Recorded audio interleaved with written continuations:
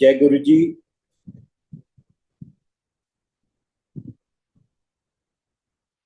I think it is really a fortunate for me कि आज मुझे आप सब लोगों से मिलने का और बात करने का मौका मिला है। और सबसे सरप्राइजिंग बात ये है कि शायद मैं आप में से किसी को भी मिला नहीं पहले, मगर गुरु महाराज जी ने मुझे ये मौका दिया कि मैं करण अंकल के थ्रू आपसे जुड़ूं और आपके साथ मैं सत्संग शेयर करूं। गुरुजी महाराज ने हमारी कम्युनिटी में एक छोटा सा क्लोज नेट गुरु परिवार बनाया, जिसकी फाउंडेशन मेरी वाइफ नीता ने शायद रखी थी और उसी ने सबको जोड़ा और वो ट्रेडिशन अभी तक चला आ रहा है। ऐसा लगता है जैसे कोई पुनर्जन्म या कोई पिछले जन्म का कोई हमारा रिश्ता है कि हम सब लोग इकट्ठे जुड़े हैं।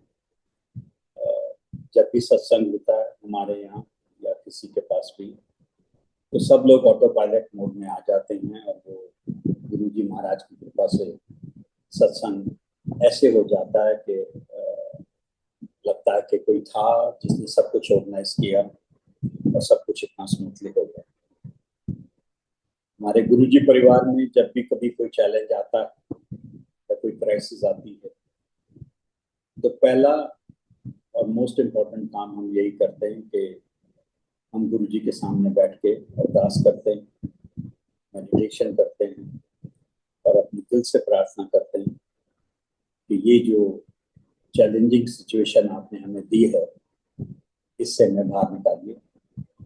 और मैं आपसे शेयर करूं कि अभी क्वाइट रिसेंटली हमारे परिवार में शरद अंकल ही went through a medical challenge. देखते ही देखते सिचुएशन में इतनी ज्यादा बढ़ गई थी कि मतलब it is just share a miracle and गुरुजी's ग्रेस। इतनी कॉम्प्लिकेटेड सर्जरी सक्सेसफुल हो गए।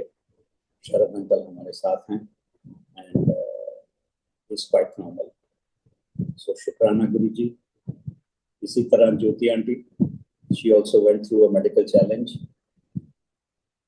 और देखते ही देखते जैसे कोई होता है पास में जिसने सब कुछ इस तरह से ऑर्गेनाइज किया कि वो भी भली चंगी होके हमारे परिवार में वापस आ गई। इनफैक्ट 28 अप्रैल को हमारे घर में सत्संग था, तो वो हमारे घर में थी, सत्संग अटेंड किया।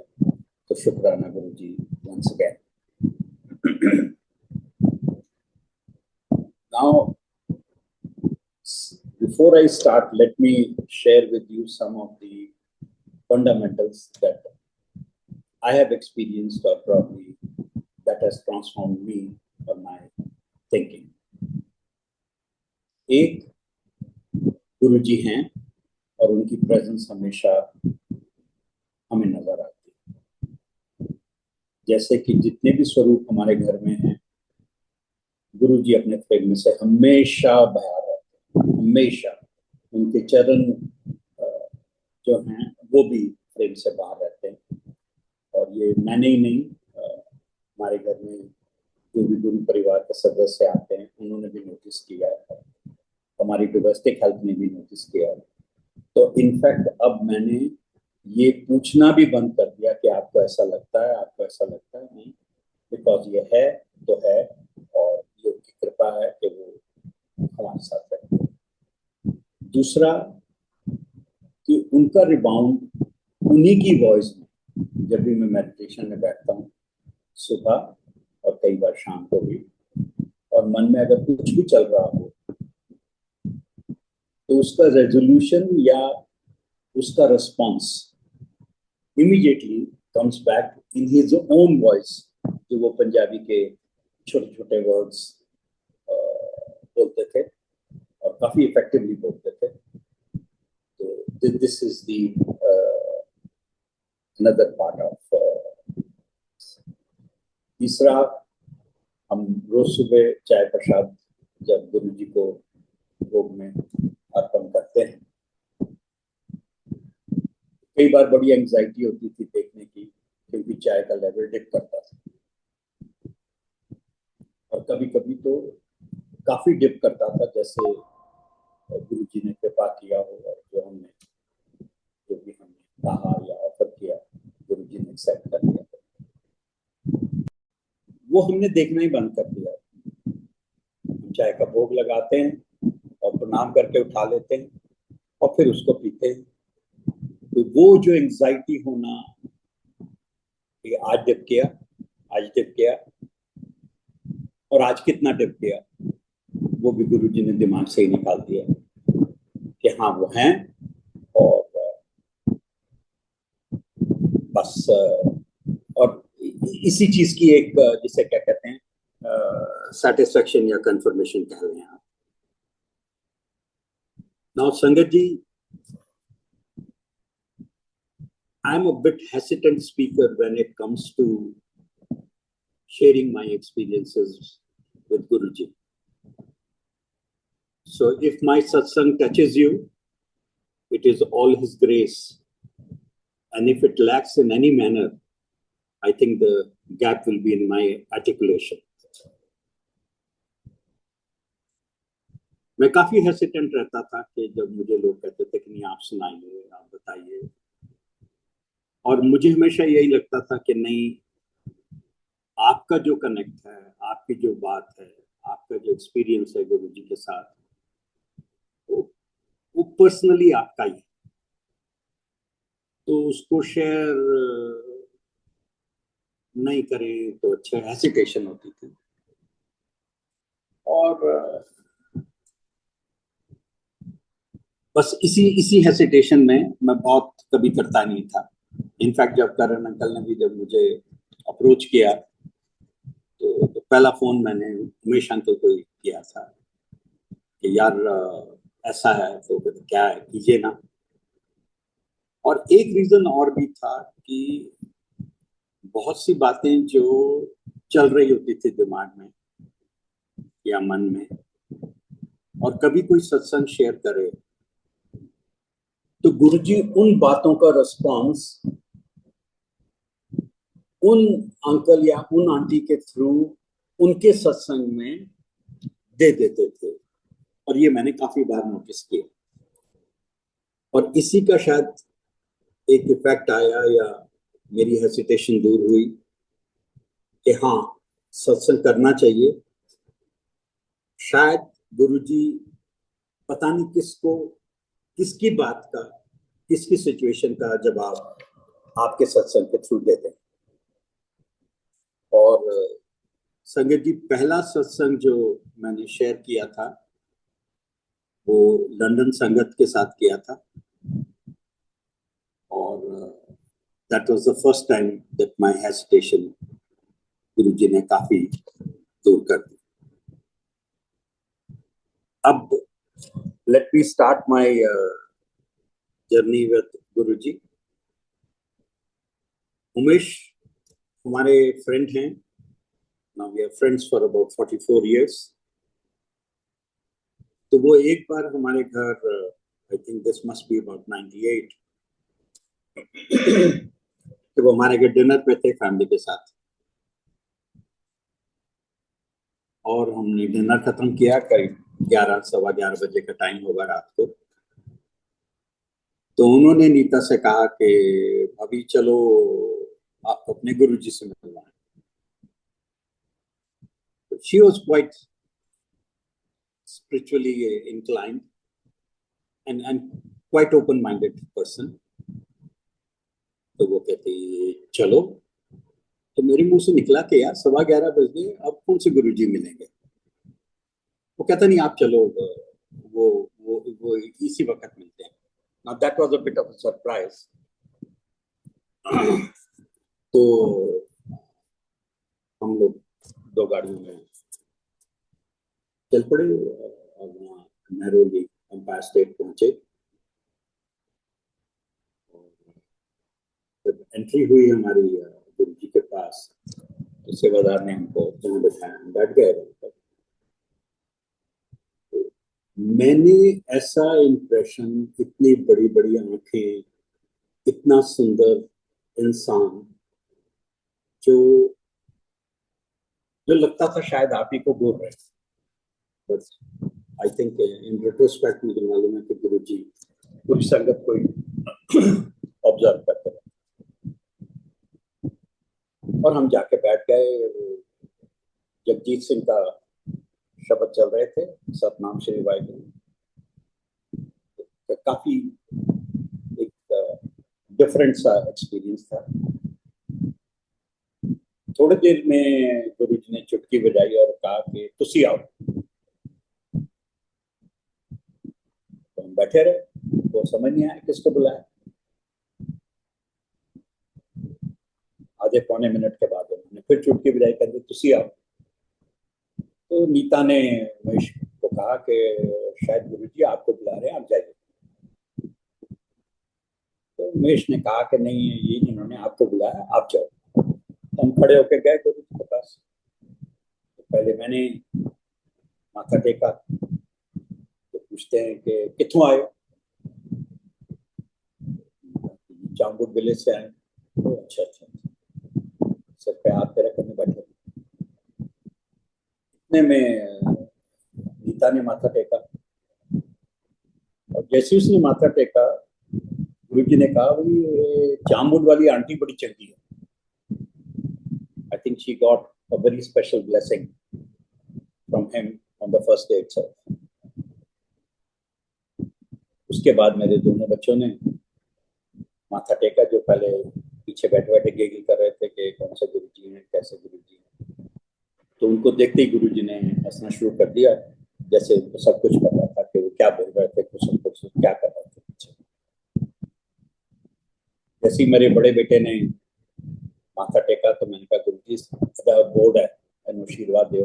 तो गुरु जी ने उसके ऊपर हाथ फेरा, कहने कोई गल नहीं, चंगा है, हो गया काम। और छोटे बेटे ने भी किया, आया करो। ठीक है। कुछ दिनों बाद उमेश अपनी वाइफ के साथ फिर आए। कहते चले, कहाँ चलो, चले गए। इससे पहले मैं आपको एक बात बताऊं कि हम लोग पूरा डिनर करके गए थे घर, 11 सवा 11 बजे। और पहली मीटिंग में वो मत्था टेकने के बाद हमको कहा गया कि आप लंगर करो। संगत जी, you can very well understand कि पूरा डिनर करने के बाद अगर किसी को रात को 12:30 पौने 1 बजे डिनर करने के लिए कहा जाए तो उसका क्या रिएक्शन होगा। तो हमसे कहा गया कि नहीं, यहाँ तो आप मना नहीं कर सकते, और आपको जो सर्व किया जाएगा वो आपको पूरा खाना। And the surprise factor was कि रात को 12:30 पौने 1 बजे के करीब हमने लंगर खाया, और पूरा लंगर खाया, और पूरे परिवार ने खाया, मेरे बच्चों ने भी खाया, और पूरा अप टू द लास्ट हम खत्म कर दिया। और हमको कोई भी अपसेटनेस महसूस नहीं हुई टमी में। I mean if you have had the food twice. तो जब हम सेकंड बार मत्था टेकने लगे तो गुरु जी मुस्कुरा रहे थे। तो मेरे बेटे ने जब मत्था टेका तो मेरे मुंह से फिर निकल गया, मैंने कहा गुरु जी दा बोर्ड है ब्लेस कर दो। तो गुरु जी ने इमीडिएटली मुझे कहा कि बार बार थोड़ा ना खरीदा, करता देता एक बार, बार बार नहीं खरीदा। Now that was my first alert with गुरु जी कि इतने सारे लोग इनके पास आते हैं रोज, और हम तो शायद 1 हफ्ते या 2 हफ्ते के बाद आए हैं। तो इस बीच में पता नहीं कितने और लोग आए होंगे। कि इन महापुरुष को ये याद रहना कि मैंने किसको क्या आशीर्वाद दिया था, that itself got my attention and got my attention very well. इस तरह से सिलसिला चलता रहा, और एक दिन जब हम वहां पहुंचे तो हमसे कहा गया कि आज गुरुजी बड़े मंदिर लेके जाएंगे सब। That was the first time that I knew about बड़े मंदिर। मैंने उससे पहले मुझे कुछ नहीं मालूम था उसका। तो हम सब लोग अपनी अपनी गाड़ियों में आ गए, गुरु जी की गाड़ी पीछे पीछे हमारी गाड़ियां। पता नहीं कौन से रास्ते से, वो रास्ता मुझे आज तक मालूम नहीं है जहाँ से गुरु जी लेके गए थे। और तब बड़ा मंदिर भी वैसा नहीं था जैसा अब जितना डेवलप हो गया। हम शायद जहाँ से वो पीछे से वो एंट्री हुई थी, हम सब लोगों की कारें वहीं खड़ी थी। और तब वो गणपति जी जो थे वो डिफरेंट जगह पे थे, वो जो एंट्रेंस थी वो थोड़ी डिफरेंट थी। और हम वहाँ पहुंचे और जी की गद्दी लगी हुई थी, सब लोग बैठ गए सामने। तो उस दिन रात को, उस वक्त 12:30 पौने 1 बजा होगा शायद, कि प्रणब मुखर्जी खुद अपनी गाड़ी चला के आए। तब वो कुछ भी नहीं थे, I think member of parliament भी नहीं थे। और उनको गुरु जी के एकदम पास बिठा दिया गया और एक रोटी प्रसाद आई जिसमें शायद दाल थी या कोई करी वाली सब्जी थी। तो गुरु जी ने उसको एक बाइट लेके उनको दिया, प्रणब मुखर्जी को, चलो। और जब प्रणब मुखर्जी खाने लगे तो वो जो करी थी वो ड्रिप होके उनके पूरे एल्बो तक आ गई। और ये हम सब लोगों ने अपनी आंखों से देखा कि प्रणब मुखर्जी ने अपनी जीभ से, एल्बो से उस करी को लेते हुए हाथ तक पूरा अपना, और उसका एक भी ड्रॉप नहीं वेस्ट होने दिया। तो आई रिमेम्बर उस दिन मैंने उमेश को कहा था कि मुझे नहीं मालूम ये क्या मांगने आए हैं या क्या सोच के आए हैं यहाँ पर, पर मुझे लगता है गुरु जी ने इसका कल्याण कर दिया। And rest is all history.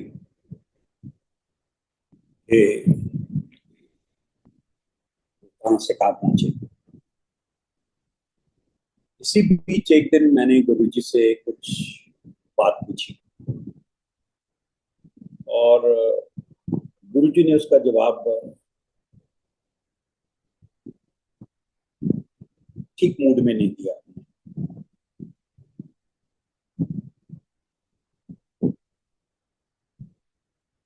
मुझे भी थोड़ा अजीब लगा कि मैंने तो गुरु जी से कोई ऐसी बात पूछी नहीं थी, तो उन्होंने ऐसे क्यों कह दिया। मगर इस बात का बुरा नहीं लगा। और उसके बाद पता नहीं, शायद गुरु जी ने ऐसा ही टर्न किया हो इवेंट्स का कि हमारे जो फ्रेंड थे उनकी भी काफी ऑक्यूपेशन हो गया नॉर्थ ईस्ट के अंदर, उनका ट्रैवल काफी बढ़ गया वहां पर। और मेरा भी अपनी कॉर्पोरेट लाइफ में इंगेजमेंट्स काफी हो गई हैं। मुझे क्वाइट फ्रीक्वेंटली इंडिया और ओवरसीज ट्रैवल करना पड़ता था। तो हमारा थोड़ा गुरु जी से साक्षात में डिस्कनेक्ट हो गया उस वक्त। मगर मन में रहता था कि हाँ, हम किसी से मिले थे, उन्होंने ये कहा था।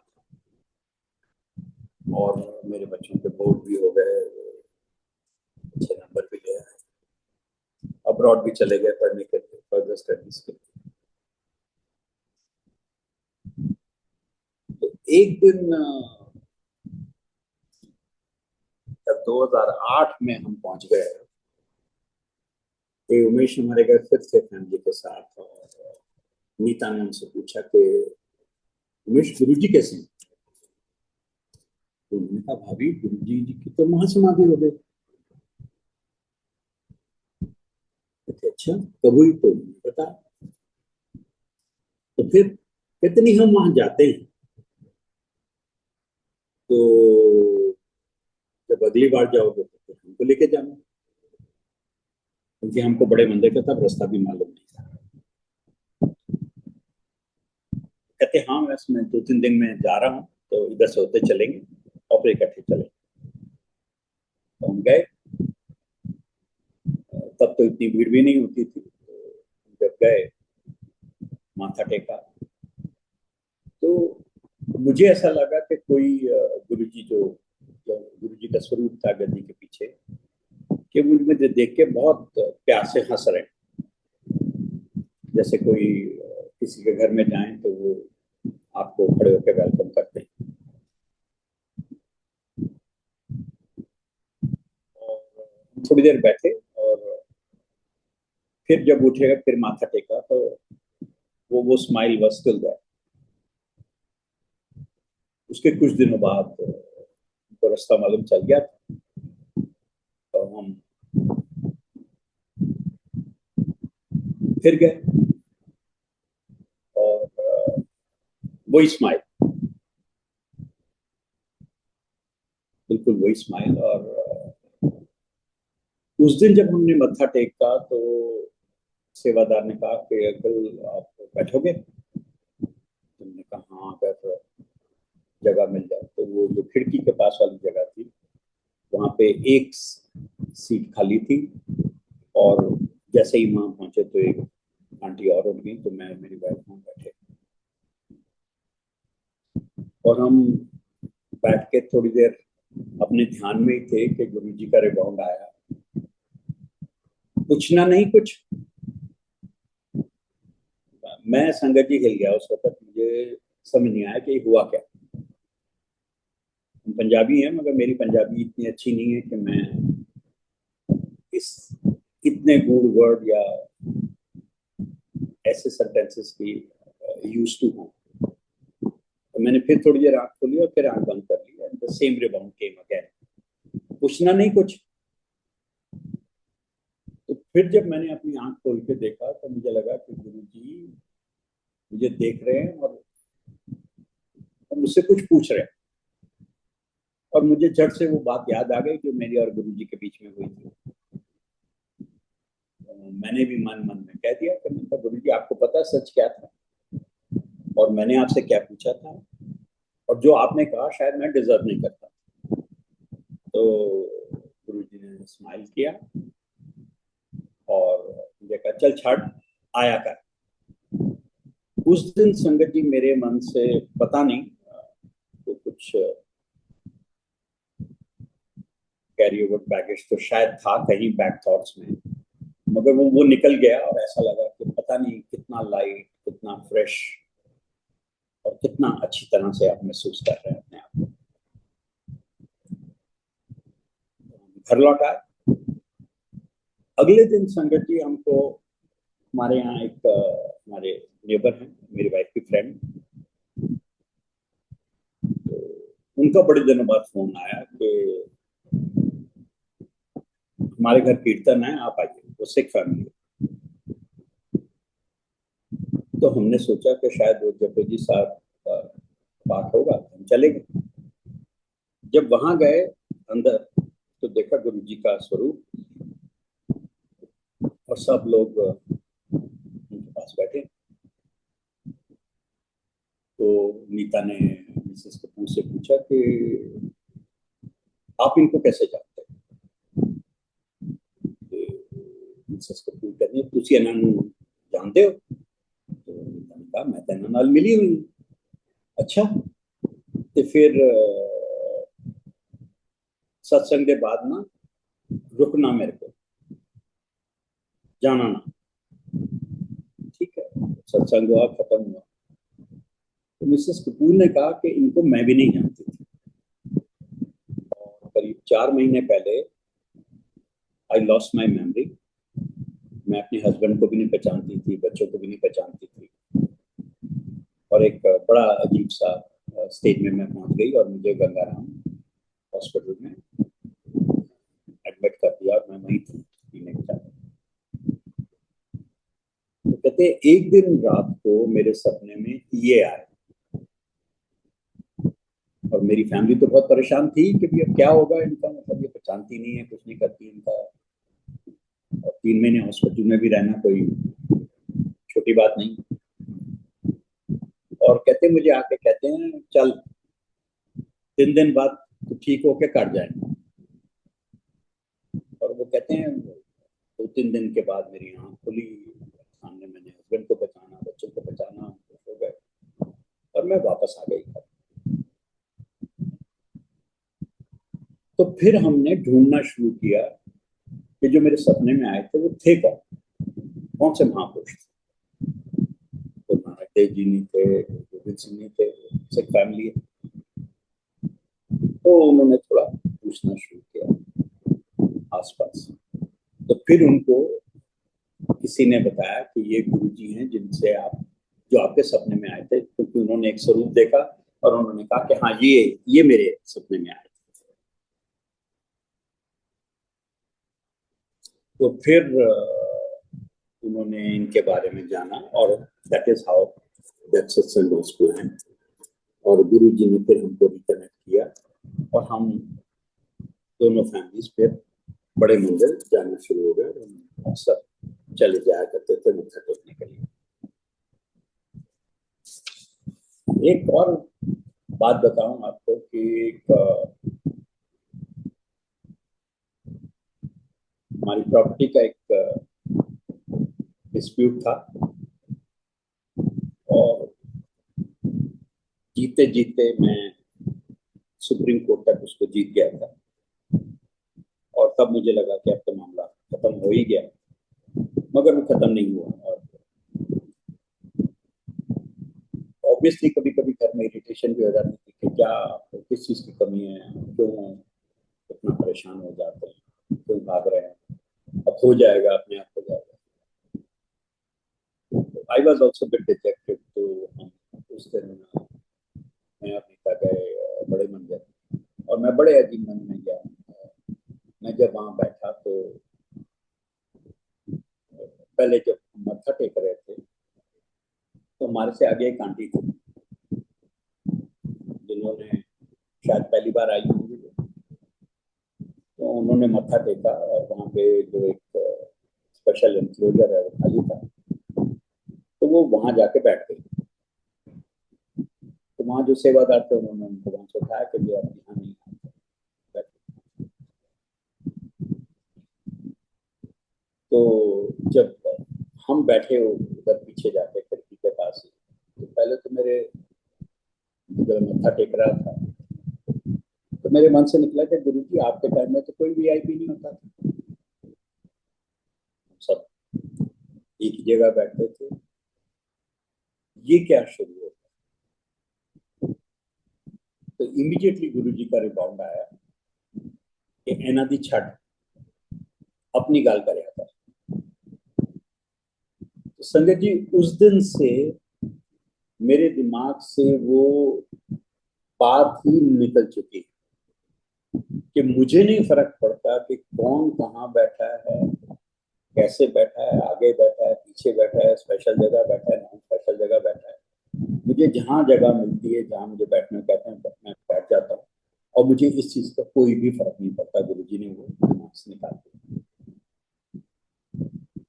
तो फिर मैंने जब बैठे थे उस दिन तो मैंने कहा कि गुरु जी मैंने नहीं ये केस परस्यू करना,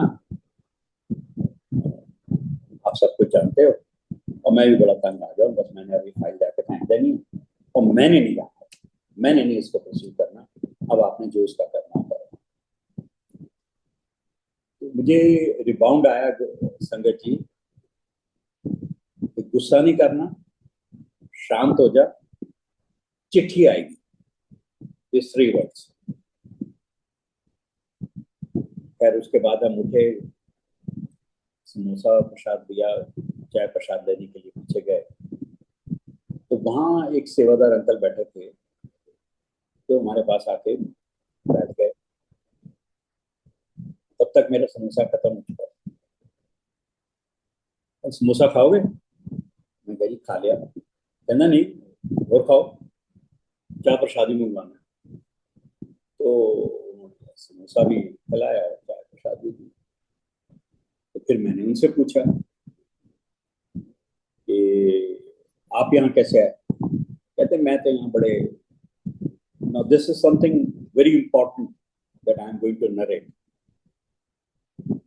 तो मैं तो यहाँ पे बड़े उलझन में आया था, मेरा एक कोर्ट केस था, मेरा होता नहीं था, बड़ा तंग था, पेट जल जाती थी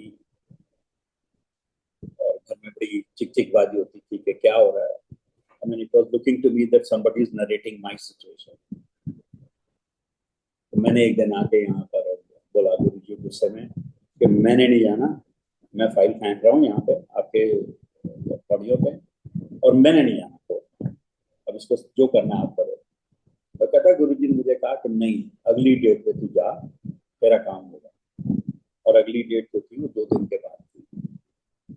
तो मैंने कहा क्या हुआ अगली डेट पे? कहता अगली डेट पे मैं गया और जज ने सबको बताड़ा और कहते मैं तुमको 1 घंटा देती हूँ, या तो इसके पैसे दे दो वरना तैयार हो जाओ, मैं तुम तीनों को तिहाड़ जेल भेज रही हूँ। वो बड़े प्लीड किया उन्होंने कि 1 हफ्ते का टाइम दो। कहता नहीं, नथिंग। तो कहते जब उस दिन मेरा केस सॉल्व हो गया उसके बाद, तो कहते कि मैं गया ही नहीं कहीं, मैं यहीं बैठा। तो मेरे को लगा कि शायद मेरा भी हौसला हो गया कभी। अभी तो गुरु जी ने कहा कि चिट्ठी आएगी तो शायद होगा। अब संगत जी हम वहां से अपने घर पहुंचे हैं। मैं गाड़ी पार्क कर रहा था अपने घर के सामने, कि सामने से पोस्टमैन आया और उसने कहा कि आपकी ये स्पीड पोस्ट है। और स्पीड पोस्ट सोसाइटी से थी, चिट्ठी थी, और गुरु जी का शुक्राना कि उसके बाद से फिर रेजोल्यूशन की तरफ शुरू हुआ मामला। And now we are almost there to close. इस तरह करते करते फिर हम लोग ये गुरु जी परिवार बन गया हमारा। यहाँ पे सत्संग होते थे, सत्संग अटेंड करते थे एक दूसरे के घर में, और एक क्लोज नेट फैमिली हो गई। और उसके बाद वो कोविड का दौर आया जिसमें बड़ी क्राइसिस आ गई, खास तौर से जब सेकेंड वेव आई थी। तो अक्सर नीता कहा करती थी नहीं गुरु जी हैं वो संभालेंगे, कुछ नहीं होगा, कुछ नहीं होगा। तो सब लोग तो सब अपने अपने घरों में बंद थे उन दिनों। तो कहती नहीं, ये इस डिप्रेशन से और इस एंजाइटी से निकलने का एक ही तरीका है कि हम सत्संग शुरू करें अपने घर में। I remember Sangaji that during that period she had organized 24 satsang, और हम बड़े क्लोज नेट जो फैमिली है वो मास्क लगा के आते थे, दूर दूर बैठते थे और वो सत्संग करते थे, और गुरु जी ने वो टाइम भी निकाल दिया। और जब ऐसा भी हुआ कि क्राइसिस आई, हमारे 4-5 लोगों को कोविड हो गया, तो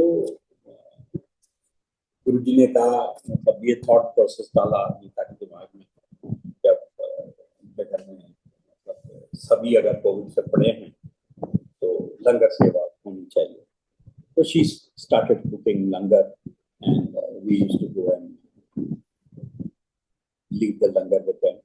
And with Guruji's grace, all of them, each one of them got all right, except for one member whom we lost during the period.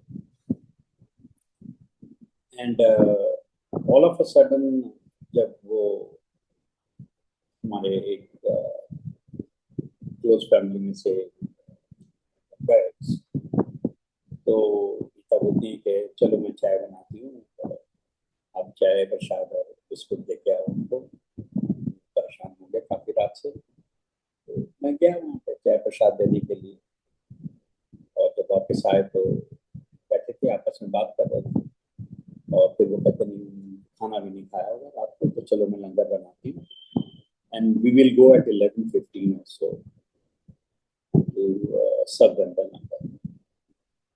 तो अबाउट 10 बजे के करीब ऑल ऑफ अ सडन जब वॉच देखी, नीता कहती अरे तो वी आर गेटिंग लेट, तो आप उस बाथरूम में जाओ, मैं गेस्ट टॉयलेट में जाती हूँ, and we have to be there at 11:15। संगत जी, that was probably a stage that I would never forget in my life. It was about 3 or 4 minutes that I would have taken the shower. जब मैं वापस आया तो I couldn't find her either in the lobby or in the drawing room. And when I approached the guest room, I found she was lying on the floor. There was no injury, nothing of the sort. And my domestic help was working. So we tried, and when we shouted, our neighbors came and the Guruji Parivar was there in no time. We tried everything. We took her to the specialty hospital in the community itself. But I think Guruji had taken her already for some time back. And we were hit with a situation that no one imagined. And then we went through rigmarole of the flights were locked. There was nothing coming from London, and both my children are there, and didn't know what to do. It was this grace that we could find one place in one of the cremation grounds close to our house, and all of us, the Guruji Parivar, we went there and cremated her as per her wishes. And when we came back home, since it was a COVID situation, and we knew that everybody has to go back to their own houses. And I've been a very phobiatic person. I mean, even if staying alone when she was around and she was gone to her sister's house used to be a challenge for me. But most of the time I would be sitting in the drawing room or in the lobby. I wouldn't even enter my bedroom to take a rest. And that thought process was going on in my head, that what will happen. Because it's a very crazy situation. All of a sudden, the auntie from our Guruji Parivar said, "Hey, so we will do the satsang. And we'll start doing satsang every day." So that was a relief. So we spoke for about an hour or so, and then we assembled again and we did satsang. And after the satsang, again, the same thing came that, now everybody would go. So we have in our close vicinity Taj Hotel, where both my sons were married. So we know those people. And a thought came to my mind that मैं वहाँ बात करके उनसे बोलता हूँ कि मुझे एक कमरा चाहिए 10 दिन के लिए, एटलीस्ट जिसके लेफ्ट साइड में भी कोई रहता हो और राइट साइड में भी कोई रहता हो, और उसके बाद देखेंगे कि लाइफ कैसे चलती है।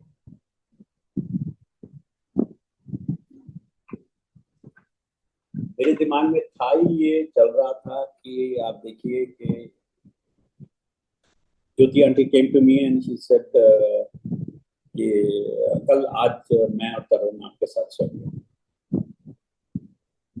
ना इमेजिन मेरे दिमाग में क्या चल रहा है, मैं कहाँ सोच रहा हूँ, और गुरुजी ने उस क्राइसिस का किनके थ्रू क्या सोल्यूशन निकाला। और वो 4-5 दिन आते रहे, रोज सत्संग होता था, टू स्लीप। और उसके बाद हमारे नीचे हमारी बोली बहन रहती, उन्होंने कहा कि अब आप इनको रेस्ट दे दीजिए, अब हम आपके साथ सोएंगे। And that started happening. और मैं रोज गुरुजी को थैंक्स करता था कि आपने एक दिन और निकाल दिया, एक दिन और निकाल दिया। तो बड़ी डिपिंग होती थी जब भी मैं अकेला होता। तो एक दिन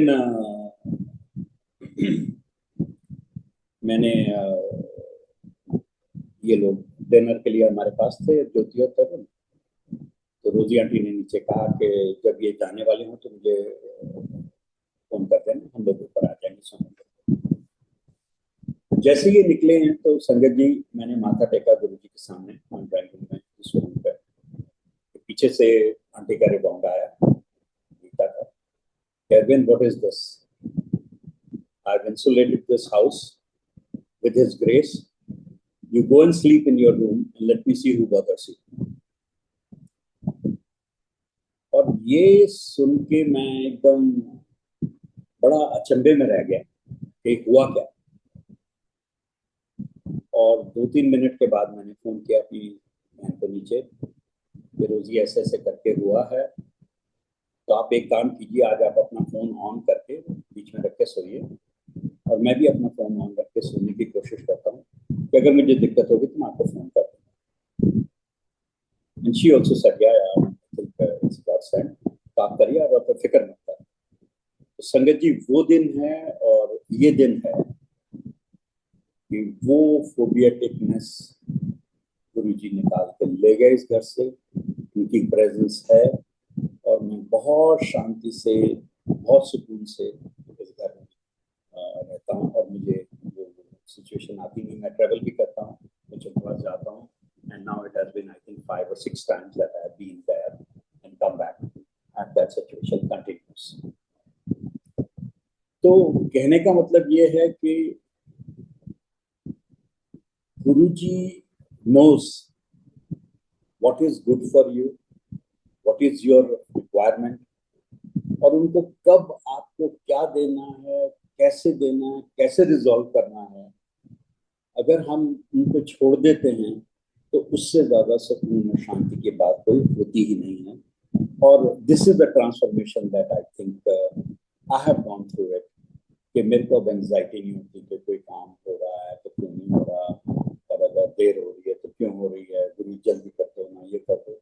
बस हाँ, बैठ के मेडिटेशन में कह जरूर देते हैं, और उसके बाद फिर